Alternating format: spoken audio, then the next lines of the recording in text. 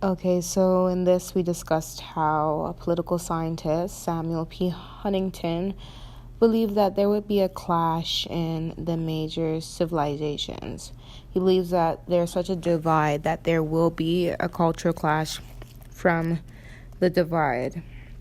And the conflict between different civilizations is becoming so frequent that something is bound to happen. Examining and explaining political culture falls under political values, beliefs, and orientations. It's often assumed that every country has a political culture that's based on the population.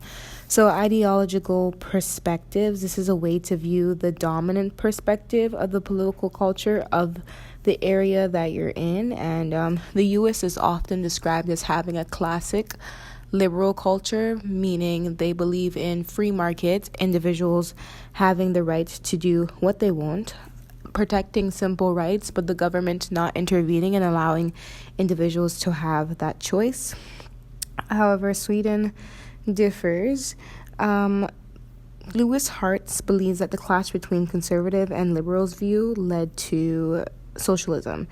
In Canada, they were seen as having a conservative nature, but becoming more liberal in the sense that they do care about providing rights that are aimed towards an egalitarian society. Not all the rights, but more rights than the states, and a free market to a certain extent. They are more willing, though, to support collective action for the common good. Americans are more distrustful. They believe in individualism. They don't believe in the government as much. So, democratic political culture is needed if a democracy is to be sustained and meaningful. So, there are three types of different cultures. There's parochial. That's characteristics of underdeveloped countries. So most people are unaware of the political system in underdeveloped countries, and most people know that they don't really have any power to change the political system in underdeveloped countries. Subject political cultures are characteristics that are non-democratic. So the people are aware of the government, but they're also aware of the fact that they cannot have a dissent in opinion to the government that's in place. In participant political cultures, citizens are both aware and actively engaged with participating. So the best one is a mix of subject political culture and participant culture to support democracy and to see issues that are going on. So in order for the government's issues to be taken seriously, they have to have political efficacy, which is the attitude that individuals think they can have an impact on political decisions that government is responsive to. However, lately there has been a distrust in government simply because government is not keeping their word or their promises. They're manipulating the things that they will do. There's a slowness in action. The things that government's doing is not reflecting people's values or what they think is important. So people's political interests and knowledge has significantly dropped because of this.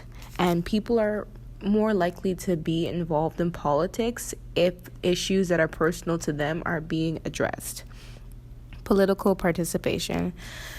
So voting turnouts have declined. Young people are at the bottom of voting turnouts. They don't generally vote. What causes this is simply because people have to register before they vote, and not everybody sees the value in that hassle, so they just don't vote. Young people are sometimes not cognizant of the fact that the civic duty is important to vote. They don't see the importance of it, so they just don't go and vote. However, when there are proportional systems, people are more likely to vote, believing that every vote counts and every vote represents a seat. But when you're in single member systems, people don't think that voting or is going to determine or change the popularity contest that's going on, so they don't see the importance of their vote. People have also not been participating as much in political campaigns. as well. But people do participate in interest groups, and people do participate in groups that touch upon relevant issues or temporary current issues. Who participates? It really depends on age. Older people tend to participate more than younger folks simply because they feel obligated and they feel as if it's their moral duty.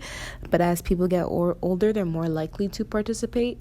Education and social class. Those who are much more educated are much more likely to vote in politics because they are informed. And those who are directly affected don't always vote. Those who are in the higher stratosphere of social class do end up voting, but sometimes the working class does not vote, and class positions are pretty small.